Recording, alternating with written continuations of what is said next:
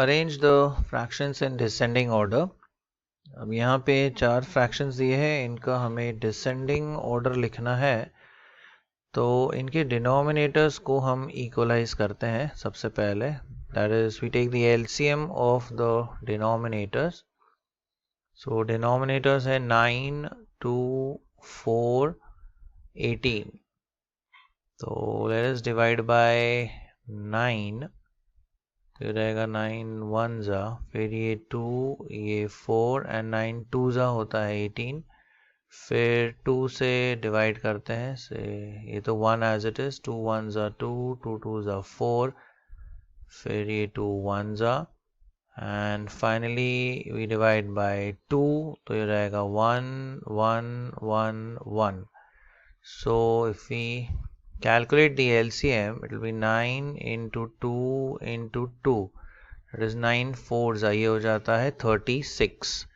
तो ये सारे डिनोमिनेटर्स को हम 36 पे ले आते हैं। तो ये है 7/9। अब नीचे 36 चाहिए, सो 9 into 4 is 36। ऊपर हो जाएगा 7 into 4। So we have 28/36। Next fraction है हाफ।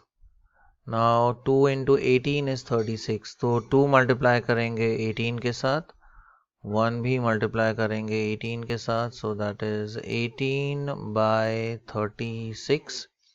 फिर है 5/4।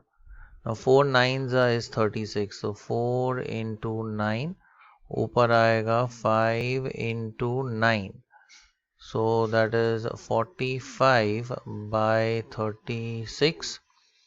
Next है 11/18। 18 2s is 36। So 18 into 2, ऊपर आएगा 11 into 2।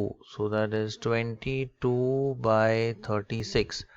अब न्यूमरेटर्स का हम पहले डिसेंडिंग ऑर्डर लिखते हैं, यानी बड़े से छोटा। सबसे बड़ा न्यूमरेटर है हमारा 45। 45 के बाद आएगा 28, फिर आएगा 22 एंड आखिर में आएगा 18। ये न्यूमरेटर्स का डिसेंडिंग ऑर्डर हो गया। डिनोमिनेटर तो सबका सेम है अपॉन 36, तो वो हम लिख लेते हैं। So 45, this one is greater than 28, is greater than 22, 22 is greater than 18। अब इनके ओरिजिनल फ्रैक्शंस हम लिखते हैं। 45/36 हमें मिला 5/4 से, तो इधर आ जाएगा 5/4। ग्रेटर देन 28/36 comes from 7/9, यहाँ आएगा 7/9। 22/36 is from 11/18, ये आएगा 11/18 and then 18/36 comes from half, तो यहाँ पे आ जाएगा half। So yes, this is the required descending order.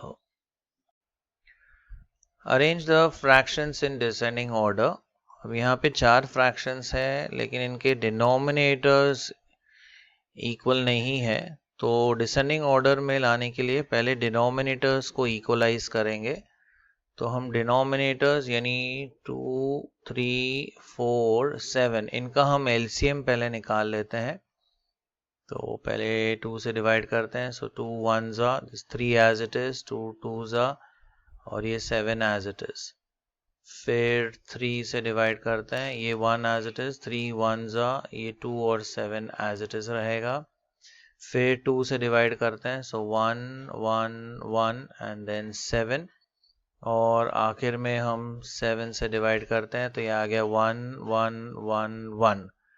So if we evaluate the LCM, ये हो जाएगा 2 into 3 into 2 into 7। 2 3s are 6, 6 2s are 12, 12 into 7 is 84। So 84 is the LCM। तो ये सब डिनोमिनेटर्स को हम 84 पे ले आते हैं। सो ये 1/2। Now 2 into 42 will be 84। Numerator में आएगा 1 into 42। So this becomes 42 divided by 84। फिर है 1/3। अब 3 into 3 2 6 then 8. 3 into 28. Let's check. 3 into 28 is correct 84. तो ऊपर आएगा 1 into 28. तो ये हो जाता है 28/84. फिर है 1/4. नाउ 4 into 21 होता है 84. ऊपर आएगा 1 into 21. So that is 21/84. And last है 2/7. Now 7 into 12 is 84. ऊपर आएगा 2 into 12. So that is 24/84.